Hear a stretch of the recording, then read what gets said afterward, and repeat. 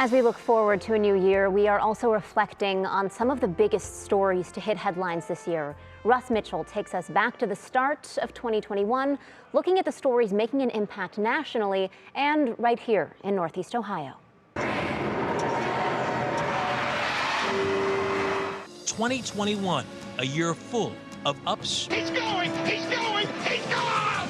Nick Chubb is in! Touchdown! They will beat the Steelers in the opening round of the playoffs. And downs. The problem is we don't have enough vaccines. And that's adding to the issues many are having just to get a vaccination appointment. From glimmers of hope as the COVID-19 vaccine was distributed across the United States. It's still important for people in the eligible groups to sign up so that they can receive the vaccine as soon as the supply is able to accommodate them. Our goal eventually is to vaccinate all Ohioans. The hope is that the vaccination will prevent them from getting sick and dying from it. And that, Russ, the good news is it appears that is working. And a little cold a little bit. There you go. It's as easy as that. It's as easy as that. I barely felt it.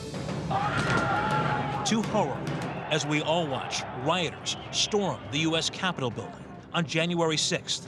Today's events being called an embarrassment, insurrection, an attempted coup, and disgraceful. Today has been a day that will go down in infamy in the history books. While many expected protests today, no one could have imagined it would go as far as it did. Things were relatively calm, and in a split second, you saw the crowd rush the front towards the barricades and make their way up here, and it felt like the entire mood, the whole day, it changed.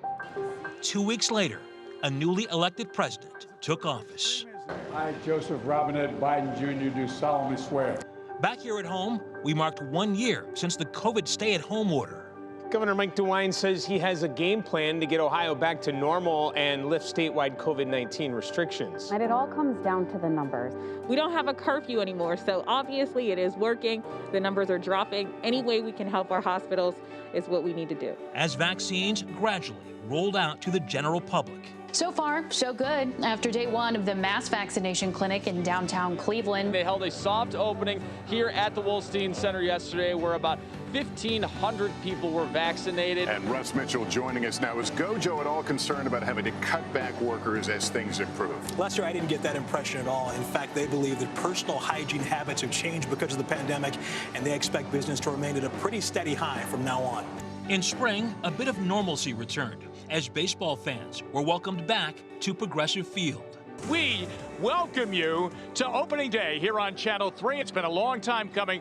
Over a year ago, the last time that fans were here at Progressive Field. And Cleveland was on center stage as the NFL Draft put our town in the national spotlight again. How about this night, Cleveland? Let's get this draft started.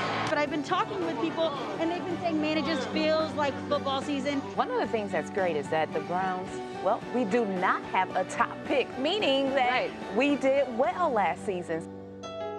We, the jury, in the above entitled matter as to count one. Another moment in the push for social justice in the U.S.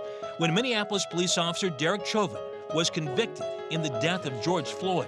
Justice for George means freedom for all. He was sentenced to 22.5 years in prison.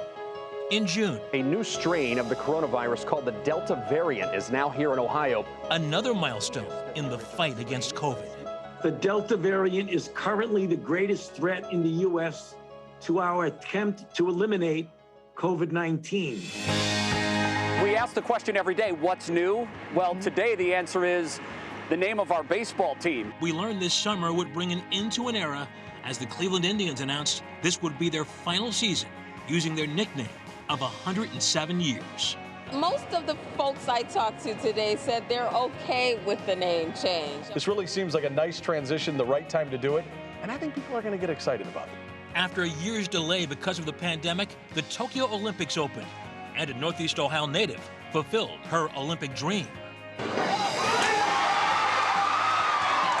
Incredible scenes from early this morning in Olmsted Township as they celebrate their hometown Olympian, Katie Najad, winning the women's pole vault in Tokyo. But the sudden withdrawal of Team USA's biggest star because of mental health concerns shined a new light on the athletes and their mental well-being. Biles said that she was under enormous stress but still this came as a huge surprise. And you know, she had been saying that in the lead up to the event. From the moment, really, she arrived in Tokyo, she was saying, I feel like I have the weight of the world on my shoulders. Labor Day weekend saw the return of a family favorite to downtown Cleveland. It was a packed house in and around Burke Lakefront Airport in downtown Cleveland today for the first day of the Cleveland National Air Show. After a year off because of COVID. And just 8 months after vaccines were made available to adults, kids as young as 5 became eligible to get the shot. Mayor-elect Justin Beer. Don't tell me young people can't roll up their sleeves and make change in the city. In November, a changing of the guard at Cleveland City Hall. Raised on the city's east side, an unknown. Just 300 days ago, Justin Bibb becomes the city's 57th mayor. Bringing in a new era for our city that will officially start when we bring in 2022.